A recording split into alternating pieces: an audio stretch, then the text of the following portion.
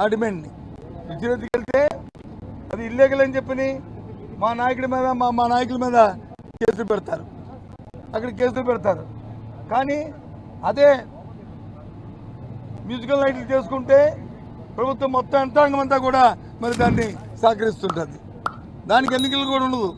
కానీ రైతులకి రైతు సమస్యల పట్ల మరి ప్రతిపక్షం ప్రస్తావిస్తే మా మీద మరి ఇల్లు కేసు అది ఇది రేగులు అంట. చూడండి ఎంత విడ్డూరంగా ఉందో. ఇవన్నిటినీ కూడా మేము అడగాలంటే, ఇవన్నిటినీ రైతుల పట్ల మరి గొంతెత్తాలంటే ప్రతిపక్ష హోదా కావాలి, ప్రతిపక్షంగా గుర్తించాలి మా పార్టీని. అది మా డిమాండ్ అనేది ఇవాళ మేము ప్రత్యేకంగా చెప్పాము. అంతేకాదు ఎన్నో సమస్యలు ఉన్నాయి రాష్ట్రంలో. అంతనా సూపర్ 6 అన్నారు, సూపర్ 6 కాదు, సూపర్ 8 కాదు, సూపర్ 1 వరకు 1.5 వరకు వచ్చింది. ఏదైతే 3,000 రూపాయల పెన్షన్ ఉందో 4,000 ఇచ్చారు తప్ప ఏమి ఇచ్చారు చెప్పనండి. ఈ ప్రభుత్వం 9 నెలలు అయింది, ఇంకా కొత్త బడ్జెట్ని పెడుతున్నారు.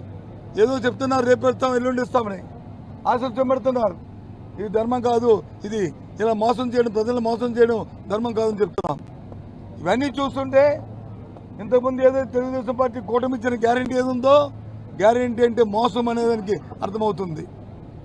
ఇది కాదు, కరెక్ట్ కాదు. కాబట్టి ప్రజల తరఫున మేము అడుగుతున్నాం. మా బాధ్యత ప్రభుత్వం చెప్పవలసిందే, ప్రభుత్వం దానికి వివరణ ఇవ్వాల్సిందే, జవాబు చెప్పవలసిందే అనేది మా డిమాండ్. మాట్లాడినా నువ్వు మాట్లాడావు కదా మళ్ళీ ఇదండి ప్రభుత్వం తాలూకా పరిశ్రమను చూసి దాని మీద ఆధారపడి ఉంటుంది.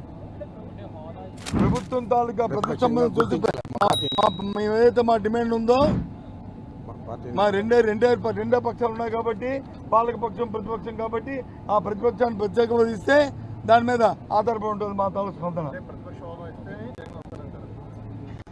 అధికార పార్టీ తాలూకా ప్రతిష్టంభన మీద మాది ఉంటుంది. లేకపోతే మీ ద్వారా ప్రజలతో మా సమస్యల్ని, మా ప్రజల సమస్యల్ని, ప్రజల తాలూకా బాధల్ని, విన్నపాలని అన్నీ వీటి ద్వారా ప్రజల మీద పోతాం. ఇంకా అవసరం ఉంటే క్షేత్రస్థాయిలో పోతాం, పోరాటాలు చేస్తాం, ప్రభుత్వాన్ని చొక్కా పుచ్చుకొని దాని వీధిలో నిలబెడతాం.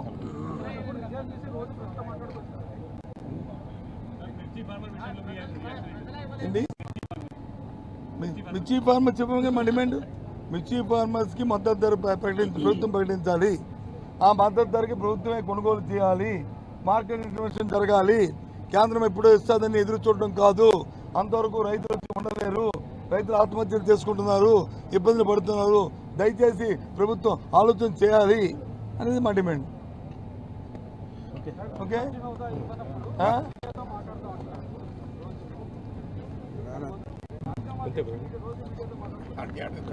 మేమేం చేయాలో మాకు తెలుసు. ఏపీఎన్ మాకు చెప్పక్కర్లే.